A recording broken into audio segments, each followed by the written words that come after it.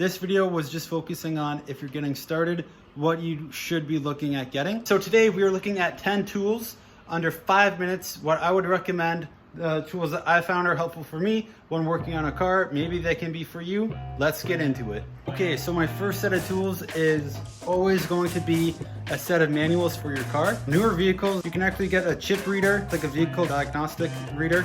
You should get that. With me, most of my cars are a lot older, so I go back to the old school, which is just all the books that I can find. So tool number one, get your e-books or your manuals or whatever you want to call it. So tool number two is going to be a decent socket set. This isn't my first set. I've used probably 2 or 3 of them over time. Basically what happens is you use it so much and then it starts to break that you'll just get like a shelf full of random bits. It saves you so much time. It keeps you organized.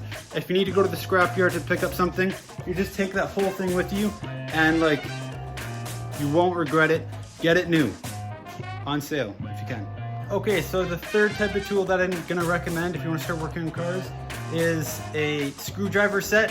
You can get ones like this that have the universal bits that go into it, which are great for saving space. If you want to save money though, you can always just grab a bunch of random ones like this. Third set of tools, get a nice set of screwdrivers that like you're gonna have to use them, so get it. So the fourth tool type that I'm gonna recommend getting is tools that pinch.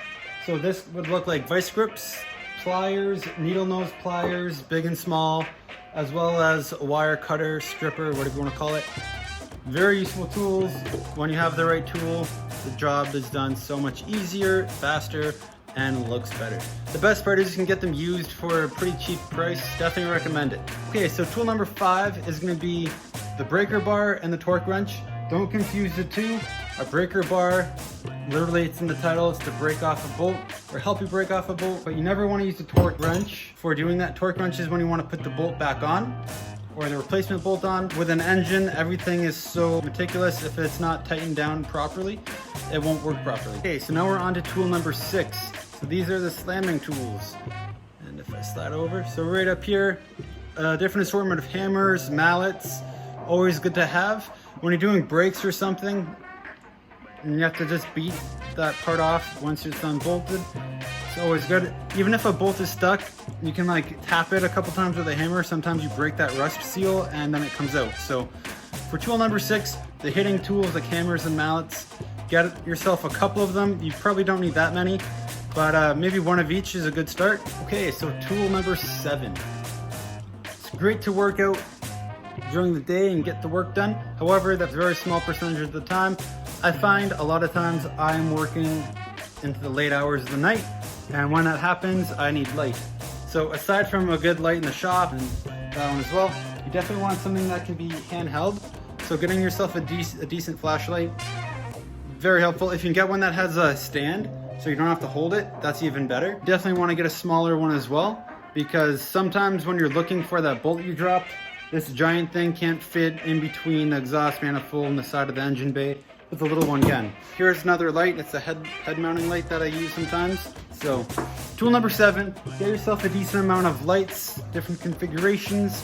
That way, it doesn't matter if it's nighttime, you can control the light source and get the job done. Also, maybe you're driving home and it's nighttime and you got to change your tire. Tool number 8 that I'm going to be talking about is the toolbox itself. I can't even count how many times I have used the toolbox and it's been unbelievably helpful. You can get them really cheap, new or used, doesn't matter. I have a couple of them. You can get a bunch of different sizes. I kind of organized each one for a different purpose. So having a toolbox with a purpose not only keeps your space organized, but when you need something, you know where it is, you can just go get it right away. Okay, so for tool number 9, we're going to be looking at things that can test voltage, test wires. So definitely getting a multimeter or getting a wire tester that has the light built in is always great. Something that you can plug into your cigarette outlet, and I'll tell you if you are having a charging issue where you should probably start looking. Okay, so for tool number 10, what we are looking at is pretty much anything safety. If you are using fire, have a fire extinguisher. Having a good set of gloves. I hate gloves, but find a pair that you don't hate and use them because it will save you having dried up, cracking hands. Earmuffs, so if you're grinding or anything like that. Respirators, so if you have Bondo or something, you don't want to inhale all that dust. And then have safety safety glasses somewhere. Sometimes I use the full face shield. Definitely use this a bunch. But for tool number 10 with safety, the best thing I can recommend is this tool up here. Just think before you do getting a piece of like anything in your eye. It's better to have the safety glasses on than to not have them on. Okay, so there it is, 10 tools that I definitely use on a daily basis whenever I work on cars. If you're gonna work on cars, I recommend getting these tools because they're super helpful. As a bonus for sticking around, I wanna give you an 11th tool, and that is different types of lubricants. So WD-40 is great, brake cleaner is great, but also having fluid film, thread lock, gasket maker, different types of lubricants that can help out with what you're doing, as well as cleaners. I hope you enjoyed the video. I hope that this helps someone out who is interested in starting to work on cars. All in, you're probably looking at about like maybe 300 bucks if you can find a deal here or there. I think probably the most expensive part on all these tools is that socket set that I showed you, but it's used the most, so it's worth it. Thanks for tuning in. If you want me to go over another set of tools, like the next 10 tools you should get, let me know and I'll make another video focusing on the next 10 tools that I got, and it really helped me out with working on cars. So enjoy, be safe, and have fun.